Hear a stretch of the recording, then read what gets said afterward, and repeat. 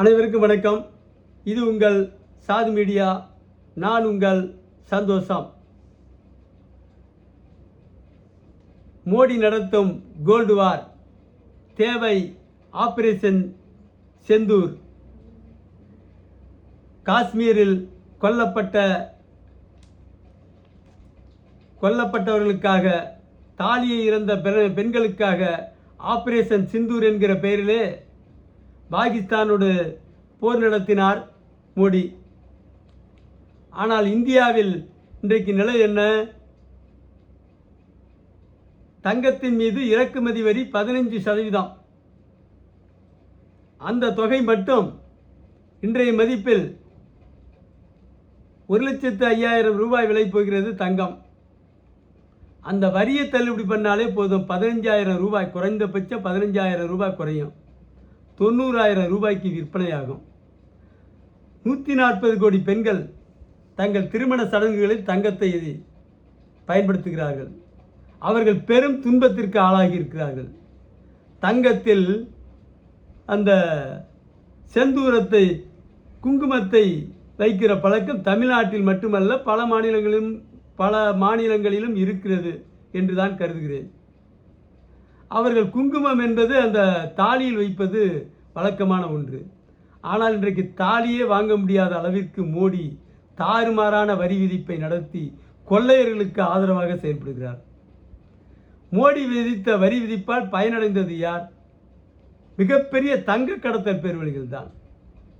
சட்டப்படி தங்கம் என்பது 350 டன் இறக்கப்படுகிறது ஆண்டுக்கு. ஆனால் கள்ளக்கடத்தல் மூலம் 3000 டன்னுக்கு மேலே தங்கத்தை இறக்குகிறார்கள்.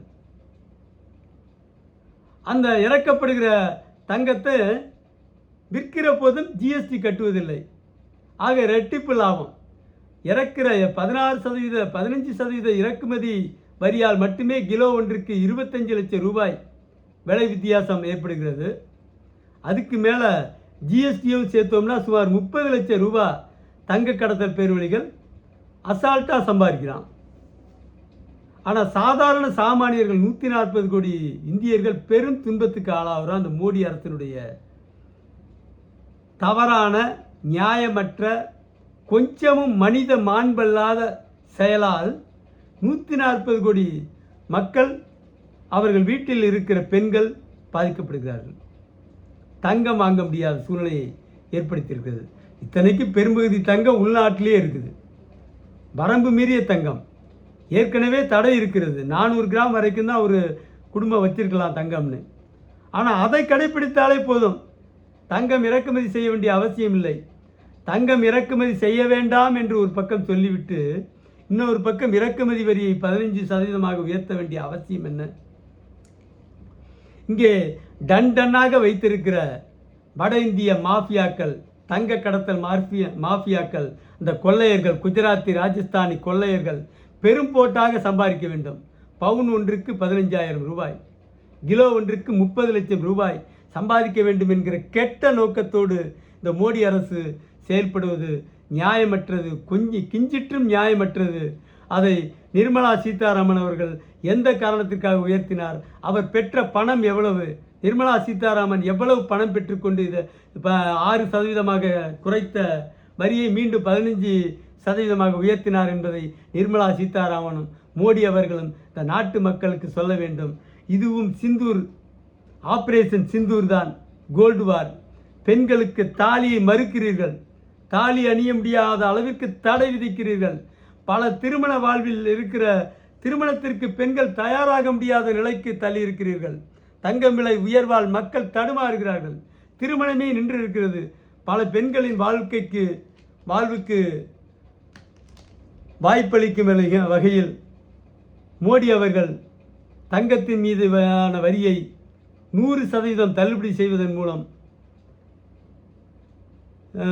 கள்ளக்கடத்தல் தங்கம் ஓரளவு கட்டுப்படுவதற்கு வாய்ப்பு உண்டு. அதன் மூலம் ஜிஎஸ்டி அதிகரிப்பதற்கும் வாய்ப்பு உண்டு என்று சொல்லி ஆபரேஷன் சிந்தூரை யார் முன்னெடுக்கப் போகிறார்கள்? இந்தியாவில் யோக்கியமான கட்சிகளே இல்லை. தமிழ்நாட்டில் இப்போதுதான் விஜய் வந்திருக்கிறார். அகில இந்திய அளவிலே கரப்பான் பூச்சி, காக்ரோச் என்கிற அமைப்பு வந்திருக்கிறது, சிஜேபி.